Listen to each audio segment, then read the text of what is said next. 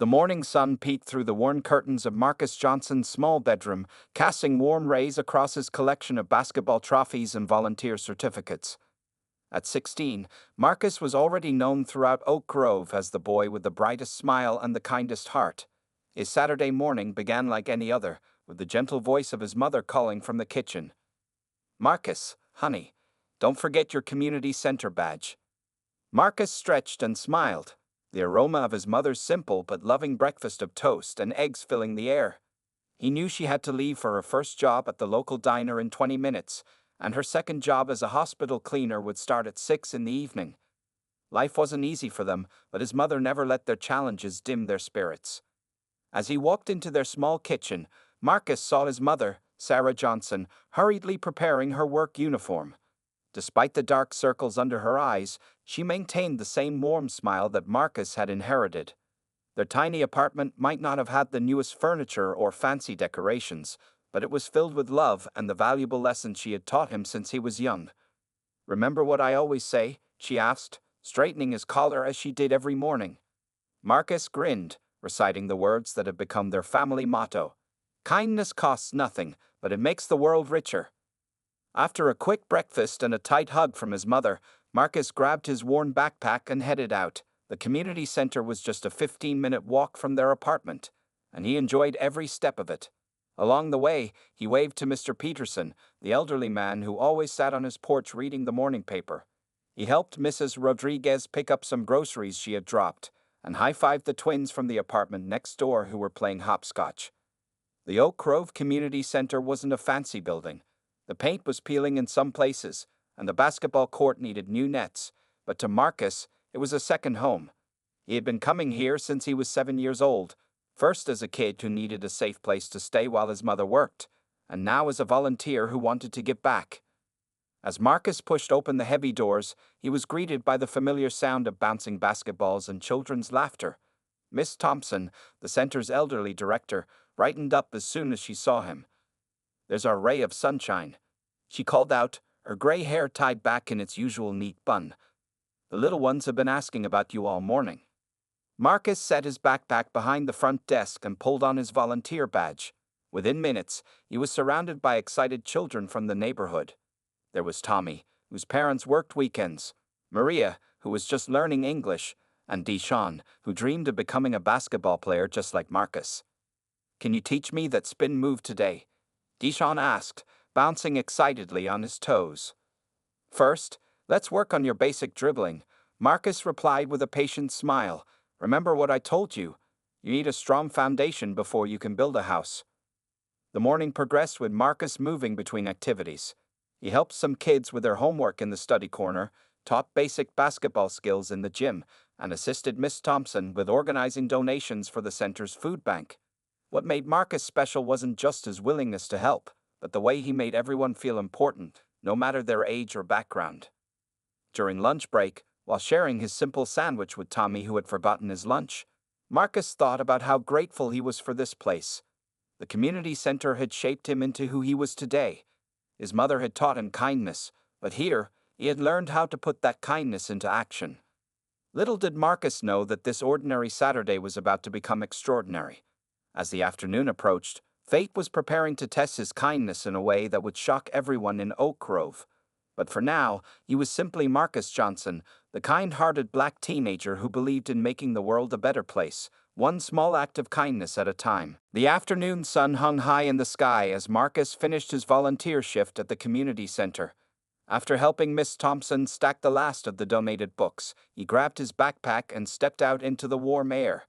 His muscles were tired from playing basketball with the kids, but his heart was full from another satisfying day of helping others. As he walked down Oak Street, Marcus noticed how the weekend brought out all sorts of people. Some were heading to the small shopping center, while others were enjoying the pleasant weather in their front yards. He passed the local coffee shop, Sweet Bean Cafe, where several parents sat outside, most of them focused on their phones while their children played nearby. Among these children was a small girl with bright pink hair clips and a yellow dress. Marcus had seen her around the neighborhood before. Sarah Chen, the daughter of the new family that had moved into the blue house on Maple Avenue. She was playing with a bright red ball, bouncing it against the cafe's outer wall while her mother sat at one of the tables, deeply engaged in a phone conversation. Marcus smiled as he watched Sarah's determined expression each time she caught the ball. She reminded him of his younger self, always finding joy in simple games. The street wasn't very busy for a Saturday, with only a few cars passing by occasionally. Still, Marcus felt a slight unease seeing her playing so close to the road. Just then, a group of teenagers walked by, laughing loudly at something on their phones. Their sudden noise startled Sarah, causing her to miss catching her ball. The bright red sphere bounced away from her, rolling toward the street. Without hesitation, Sarah ran after it, her small shoes pattering against the sidewalk. Marcus's heart jumped into his throat as he spotted what Sarah couldn't see, a large delivery truck approaching the intersection. The driver, a man in his 40s wearing headphones, was looking down at his phone mounted on the dashboard, completely unaware of the little girl about to run into his path. Time seemed to slow down as Marcus took in every detail of the scene. Sarah's mother was still on her phone, her back turned to the street. Other pedestrians were too far away or too absorbed in their own activities to notice the danger. The truck was moving at about 30 miles per hour, not speeding, but fast enough to cause devastating harm to a small child. Sarah's pink hair clips glinted in the sunlight as she chased her ball, which was now rolling into the street. Her innocent face showed no awareness of the danger she was in. The truck was less than 50 feet away, and its driver was still distracted, now reaching for something in the passenger seat. Marcus's body moved before his mind could fully process what was happening. He dropped his backpack and broke into a sprint, his feet pounding against the concrete. His mother's words from years ago echoed in his head. Sometimes being brave means acting when others don't. Several people finally noticed what was happening. An elderly woman screamed. A man dropped his coffee cup. Sarah's mother looked up from her phone, her eyes widening in horror as she realized what was happening. But they were all too far away to help. The sound of the truck's engine grew louder as it approached. Marcus could feel his heart thundering in his chest as he ran faster than he ever had before, even faster than during his basketball games. The distance between him and Sarah seemed endless, though it was only a few yards. Sarah had just reached her ball, bending down to pick it up in the middle of the street. The truck driver finally looked up, his face changing from casual disinterest to shock as he noticed the small figure in his path. He slammed on his brakes, but Marcus knew it wouldn't be enough. The truck was too close, too heavy to stop in time. In that moment, Marcus thought of his mother, of all her sacrifices, of her loving smile. He thought of Miss Thompson and the kids at the community center. But mostly, he thought of Sarah, an innocent child whose life was about to change forever unless someone acted right now. The truck's brakes screeched against the pavement. Sarah looked up, finally aware of the danger, her small face frozen in fear. And Marcus, the kind black boy known for his gentle nature, was about to prove that true kindness sometimes requires extraordinary courage. In the fraction of a second that followed, Marcus's mind processed everything around him with crystal clarity. The world seemed to move in slow motion, like someone had pressed a button to make time crawl. He could see every detail, the terror in Sarah's wide eyes, the sun glinting off the truck's chrome grille, the coffee cups rattling on the cafe tables as the truck's brakes screamed against the pavement. Marcus had always been good at math, and his brain automatically calculated the horrible equation before him. The truck was 20 feet away, moving at about 30 miles per hour. Even with the brakes locked, it would need at least 40 feet to stop completely. Sarah was frozen in place, her small hands clutching her red ball like it was a shield. The math was clear, the truck wouldn't stop in time. People around them were reacting in different ways. Some stood paralyzed, their hands covering their mouths in horror. Others were shouting warnings that came too late. Sarah's mother had dropped her phone and was running toward the street, but she was too far away. An old man near the cafe tried to step forward but stumbled on his cane. No one else was close enough to help. Marcus's legs were already moving, his muscles burning as he pushed them harder than ever before. He had just finished playing basketball for hours, and his body was tired, but adrenaline surged through him like electricity. His mind flashed through memories. His mother teaching him to swim, telling him to always be brave, but never reckless. Was this reckless? He didn't have time to decide. The truck driver was standing on his brakes now, his face visible through the windshield, twisted in panic. The heavy vehicle was sliding slightly sideways, its tires leaving black marks on the pavement. The sound of screeching brakes filled the air, mixing with the screams of onlookers and the pounding of Marcus's heart in his ears. 10 feet from Sarah now, Marcus could see the tears beginning to form in her eyes as she finally understood the danger she was in. Her pink hair clips caught the sunlight as she started to turn her head toward the approaching truck. 8 feet. The wind from the truck's movement was already touching them, pulling at their clothes. 6 feet. Marcus made his final calculations. He couldn't just grab her and try to run. There wasn't enough time to change direction and clear the truck's path. They would have to go sideways toward the curb. It would mean taking the impact of hitting the concrete himself, but it was their only chance. 4 feet. Marcus could see individual reflections in the truck's headlights. 3 feet. He could smell the burning rubber from the tires. 2 feet. He heard Sarah begin to scream. 1 foot. Time seemed to stop completely as Marcus made his final decision. In that moment, all of his doubts vanished. It didn't matter that he might get hurt. It didn't matter that his mother would be worried sick. It didn't matter that he had basketball practice on Monday or that he was supposed to help with the community center's food drive next week. All that mattered was that a little girl needed help, and he was the only one who could give it. His mother's words rang in his head one last time. Kindness costs nothing. Well, this time it might cost him something, but that was a price he was willing to pay. Marcus had spent his whole life doing small acts of kindness, helping with groceries, teaching kids basketball, being there for others. But this moment would test everything he believed about helping others. The distance closed. Marcus's muscles tensed for what he knew would come next. His mind was clear now, focused on a single purpose. He saw exactly what he needed to do, like when he was on the basketball court, and could visualize the perfect shot before taking it. There was no more time for doubt, no more time for fear, no more time for anything except action. Marcus Johnson, the kind black boy known for his gentle nature and helpful spirit, was about to prove that true courage isn't about not being afraid, it's about acting even when you're terrified.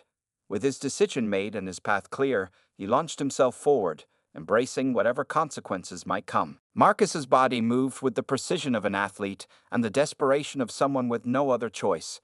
He wrapped his arms around Sarah's small frame, lifting her off her feet in one fluid motion. The red ball slipped from her hands, bouncing away forgotten. Her surprised gasp was lost in the sound of the approaching truck's screeching brakes. Time seemed to return to normal speed as Marcus twisted his body, using the momentum of his run to turn them both toward the curb. He could feel the rush of air from the truck behind them, so close that the wind tugged at his shirt. The driver had managed to swerve slightly, but the massive vehicle was still sliding toward them, its tires locked and smoking against the pavement. Marcus knew they wouldn't be able to simply run out of the way. They needed to get to the ground quickly. He tightened his grip on Sarah, tucking her small body against his chest. She instinctively wrapped her arms around his neck, her face buried in his shoulder. Marcus could feel her trembling, but there was no time to comfort her. With the truck just inches away, Marcus launched them both toward the curb. He turned his body in midair, making sure he would hit the ground first. The concrete rushed up to meet them as they fell. Marcus kept his arms locked around Sarah, creating a protective cage with his body. He could feel the heat from the truck's tires as they passed by, missing them by mere inches. They hit the ground hard. Marcus felt the impact shoot through his right shoulder and arm as they rolled across the sidewalk. Sharp pain exploded where his body met the concrete, but he didn't loosen his grip on Sarah. They tumbled twice before coming to a stop near the cafe's outdoor seating area, Marcus's body taking the brunt of every impact. The truck's brakes finally brought it to a complete stop about 30 feet past where they had landed. The smell of burnt rubber filled the air, mixing with the spilled coffee from overturned cups at nearby tables. For a moment, everything was eerily quiet, as if the whole world was holding its breath. Then the silence broke. People started shouting and running toward them. Sarah's mother's screams cut through the chaos as she raced to reach her daughter. The truck driver jumped down from his cab, his face pale and hands shaking. Someone was calling 911, their voice trembling as they reported the near tragedy. Marcus remained on the ground, still protecting Sarah. His right arm was screaming in pain, and he could feel warm blood where his skin had scraped against the concrete. But his first thought was for the little girl in his arms. "Sarah?" he managed to say, his voice rough with adrenaline. "Are you okay?" Sarah lifted her head from his chest, her eyes wide with tears but otherwise appearing unharmed.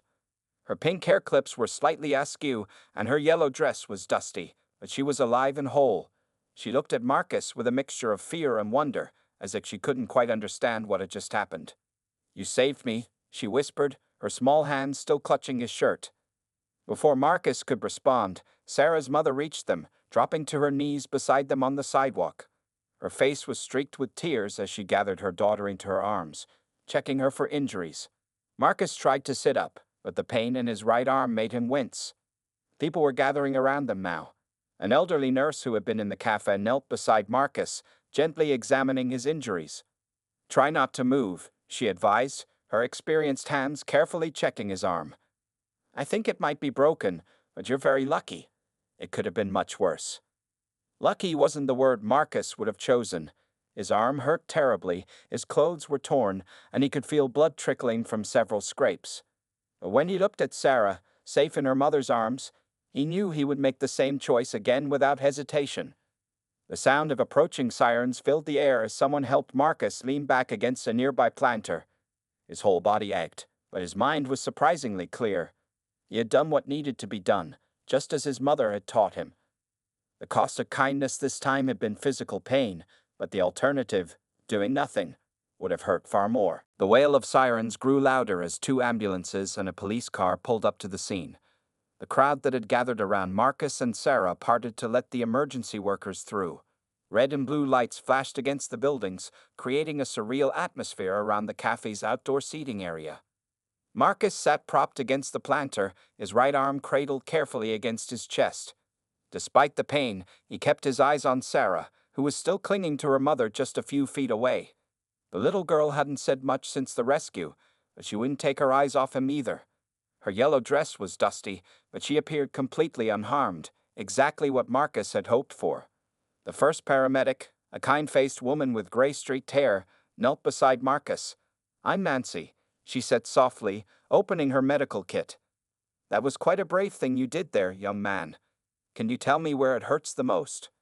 Before Marcus could answer, he heard a familiar voice cutting through the crowd. "Marcus. Oh my God, Marcus." His mother had arrived, still wearing her diner uniform. Someone from the cafe must have called her workplace. She rushed to his side, her face a mixture of worry and relief. "I'm okay, Mom." Marcus tried to reassure her, but couldn't hide his wince as the paramedic gently examined his arm. His mother knelt beside him, taking his good hand in hers. Her eyes were wet with tears, but her voice was steady as she spoke to the paramedic. Meanwhile, several people in the crowd had their phones out, recording the scene. Some had captured the actual rescue on video, and those clips were already being shared on social media. The truck driver, still shaken, was speaking with police officers, his face pale as he explained how he had been distracted by his phone. Sarah's mother, Mrs. Chen, finally stood up with Sarah in her arms and walked over to Marcus. Her face was streaked with tears, but her eyes were filled with gratitude. "Thank you," she said, her voice trembling. "Thank you for saving my daughter. I was so stupid to be on my phone instead of watching her. I can never repay you for what you did." Sarah reached out from her mother's arms and touched Marcus's shoulder gently. "Does it hurt bad?" she asked in a small voice. "I'm sorry you got hurt because of me." Despite the pain, Marcus managed a warm smile. "Hey, don't worry about it. Your life is worth way more than a broken arm. Just promise me you'll be more careful near the street from now on, okay?" The second paramedic team had checked Sarah thoroughly and confirmed she had no injuries, not even a scratch. They credited Marcus's quick thinking and the way he had protected her during the fall. The police officers were taking statements from witnesses, and the growing crowd was buzzing with conversations about what they had seen. "We need to take him to the hospital for x-rays," Nancy, the paramedic, explained to Marcus's mother. "It looks like a clean break, but we want to make sure there's no other damage." As the paramedics helped Marcus onto a stretcher, Miss Thompson arrived from the community center, having heard about the incident. She immediately went to Marcus's mother, offering support and promising to help in any way needed. The sense of community was strong in Oak Grove, and already people were stepping forward to help. The local news van pulled up just as Marcus was being loaded into the ambulance. A reporter tried to approach for an interview, but Marcus's mother firmly shook her head. "Not now," she said protectively. "My son needs medical attention first." Before the ambulance doors closed, Sarah broke free from her mother's arms and ran over. "Wait," she called out. She handed Marcus his backpack, which someone had retrieved from where he had dropped it. Inside, carefully placed, was her red ball, the one that had started it all. "Keep it," she said seriously. "It's like a thank you present." As the ambulance pulled away, Marcus held the ball carefully with his good arm. His body hurt, and he knew there would be a lot to deal with in the coming days, but seeing Sarah safe and sound made it all worth it.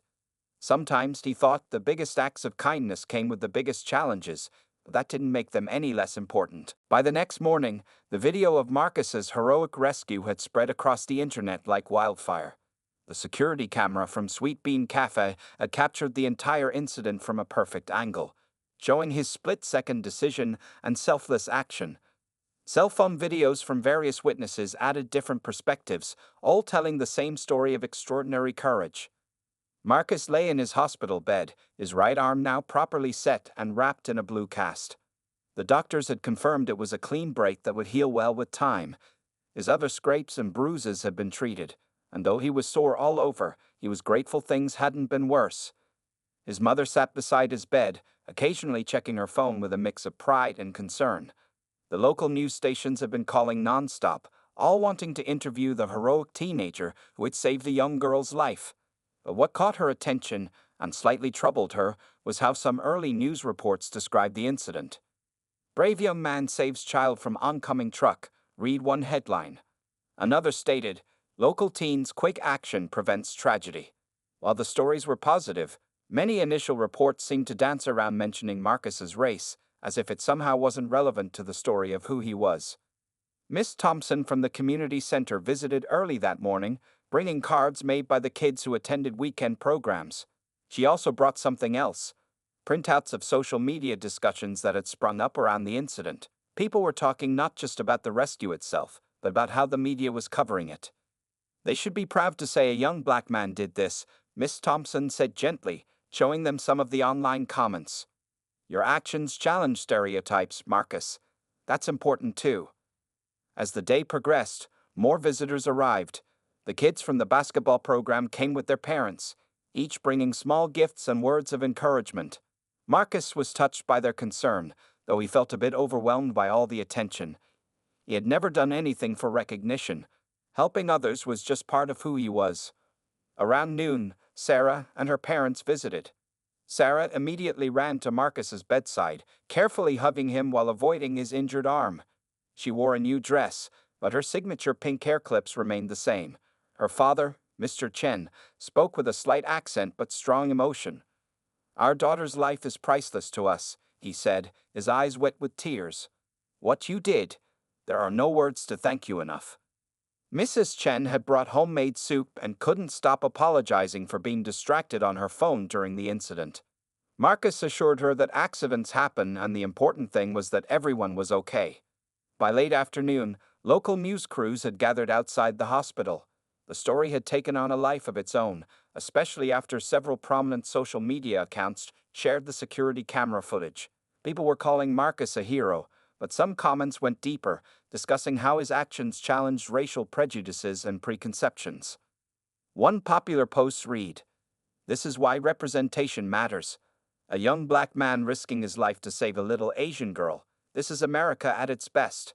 Why are some news outlets afraid to mention his race when it's part of what makes this story so powerful?" Marcus felt strange reading these comments on his phone. He hadn't thought about race when he saw Sarah in danger. He'd just seen a child who needed help. But he understood why people were having these discussions. His mother had always taught him that actions speak louder than words, and sometimes one brave action could change how people think. The hospital staff had been keeping reporters away, respecting Marcus's need for rest, but they couldn't stop the flow of cards, flowers, and well wishes that kept arriving at the nurse's station. Each delivery told the same story. The community was rallying around their young hero. As evening approached, Marcus watched the sunset through his hospital window. His arm hurt, but his heart was full. He had always believed in the power of kindness, And now he was seeing how one act of courage could ripple out and touch so many lives in unexpected ways. 1 week after the incident, Marcus stood nervously in front of Oak Grove City Hall. His arm was still in its blue cast, now covered with signatures from his friends at the community center. He wore a new suit that the local clothing store had given him as a gift, though he felt a bit uncomfortable in such formal clothes. The mayor of Oak Grove, a tall woman with silver hair named Patricia Williams, had organized a special ceremony to honor Marcus's bravery. The city hall steps were crowded with people, neighbors, school friends, local business owners, and what seemed like every news camera in the state. Sarah and her family stood in the front row, the little girl wearing a pretty new dress and her favorite pink hair clips. Today, we honor not just an act of bravery, Mayor Williams began, her voice carrying across the crowd, but the spirit of unity that makes our communities strong. Marcus Johnson didn't see differences when he acted. He saw a child in danger and responded with extraordinary courage. Marcus's mother sat beside him on stage, wearing her best dress and trying not to cry. She had taken the day off from both jobs, though she had worried about missing work. To her surprise, both her employers had insisted she attend and had even given her paid leave for the day. The whole community seemed determined to show their support. Mr. Chen stepped up to the podium next. In the week since the incident, the Chen family had become close friends with Marcus and his mother. They had shared meals together, and Sarah had even started calling Marcus her big brother. "Our family came to America 3 years ago," Mr. Chen said, his voice thick with emotion. "We were sometimes worried about fitting in, about being accepted. But Marcus showed us the true heart of this community. He showed us that kindness knows no boundaries." Then Mr. Chen announced something unexpected. He and his wife had started a scholarship fund in Marcus's name. The Marcus Johnson Community Service Scholarship would help students who showed exceptional dedication to helping others attend college. The Chens had already raised a significant amount from local businesses and community members. Marcus felt overwhelmed when he heard this news. He had never expected his actions to lead to something so meaningful. College had always been a dream for him, but with his mother's limited income, he wasn't sure how they would afford it. Now, his act of kindness was going to help other students achieve their dreams too. Sarah walked up to Marcus during the ceremony, holding a large card she had made herself. On it, she had drawn a picture of him as a superhero, complete with a cape. But instead of the usual superhero logo, she had drawn a simple heart on his chest. "Because you're a hero with a big heart," she explained shyly. The ceremony continued with more speeches and presentations. The local basketball team offered Marcus a job as a youth coach once his arm healed. The community center received donations for new equipment and programs. Even the truck driver, who had felt terrible about the accident, had made changes in his life. He now volunteered to speak at schools about the dangers of distracted driving. But perhaps the most meaningful moment came when a group of teenage boys from the neighborhood approached Marcus after the ceremony. They were known for being tough and keeping to themselves, but now they looked at Marcus with respect. "What you did," one of them said, shuffling his feet, "it makes us want to be better, you know? Like, maybe helping others isn't weak after all." Marcus's mother overheard this and smiled through her tears. Her son had always been kind, but now his kindness was creating ripples of change throughout the community. People were starting to look past their prejudices and see each other as human beings who could help one another. As the ceremony ended, people began to disperse. Marcus looked around at his community with new eyes. He saw people of different races, ages, and backgrounds talking and smiling together. His broken arm would heal in time, but the bonds that had formed between neighbors would last much longer. Sarah ran up and gave him one last careful hug before leaving with her parents. "See you at the community center tomorrow?" she asked hopefully. Marcus nodded, knowing that his simple act of courage had not just saved a life. It had helped build bridges between people who might never have connected otherwise. 3 months after the rescue, Oak Grove had changed in subtle but significant ways. The morning sun shone down on the community center's newly renovated basketball court, where Marcus, his arm fully healed, was teaching a group of children how to dribble. Among them was Sarah, her pink hair clips catching the light as she concentrated on bouncing the ball just like her big brother showed her. The community center itself had transformed. New programs brought together families from all backgrounds, inspired by the friendship between the Johnsons and the Chens. Miss Thompson had started a youth mentorship program, pairing teenagers with younger kids from different cultural backgrounds. She called it the Bridges Program, though everyone knew it was inspired by Marcus's example. Marcus's mother watched from the sidelines, taking a rare morning off from her jobs. Thanks to the community's support and the publicity from Marcus's brave act, she had found better employment with regular hours at the hospital's administration office. She no longer needed to work 2 jobs to make ends meet, which meant more time with her son. "Remember to keep your eyes up while dribbling," Marcus called out to his young students. He moved between them, offering gentle corrections and encouragement. His approach to teaching was just like his approach to life: patient, kind, and always ready to help others succeed. Sarah had become his regular helper during these sessions. She would demonstrate the moves for the newer kids, her confidence growing each day. The incident that had brought them together was now just a memory, though the red ball that had started it all sat safely on a shelf in Marcus's room, a reminder of how one moment could change so many lives. The Chen family had become fixtures in the community. Mr. Chen volunteered his accounting skills to help manage the scholarship fund, which had grown beyond their expectations. Mrs. Chen taught Chinese cooking classes at the community center, bringing together people who might never have met otherwise. The scholarship fund had already selected its first recipient, a young Hispanic girl who ran a food distribution program for elderly neighbors. Marcus's story had inspired changes beyond Oak Grove, too. The local police department had started a community outreach program, with officers regularly visiting the center to play basketball with the kids. The truck driver who had almost hit Sarah now spoke at schools about road safety, and his company had implemented strict policies against using phones while driving. "Hey, Marcus," called a familiar voice. It was one of the teenage boys who had approached him after the ceremony. Once known for keeping to themselves, these boys had become regular volunteers at the center. They helped with maintenance, coached younger kids, and were slowly changing their reputation in the community. During a water break, Sarah sat next to Marcus on the bench. "Do you ever think about that day?" she asked quietly, watching the other kids practice their dribbling. Marcus smiled gently. "Sometimes," he replied, "but I mostly think about everything good that came after it. Look around. See how many new friends we all have now." The basketball court was filled with children from every part of town, playing together without a thought about their differences. Parents who once barely nodded to each other now chatted like old friends. The community center had become a true gathering place, breaking down barriers that had existed for years. Later that afternoon, a news crew arrived to do a follow-up story. They wanted to show how one act of courage had created lasting change in the community. But Marcus politely declined to be interviewed again. Instead, he suggested they film the kids playing together, the cooking classes, the mentorship sessions, all the ways that kindness had multiplied and spread. "Sometimes the biggest changes start with the smallest actions," Miss Thompson told the reporter, watching Marcus teach a young boy how to make a perfect pass.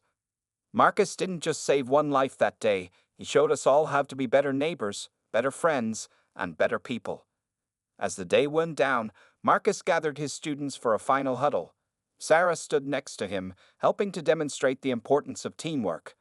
Looking at their bright, hopeful faces, Marcus knew that his mother had been right all along. Kindness might not cost anything, but its value was beyond measure. In Oak Grove, that lesson would be remembered for generations to come.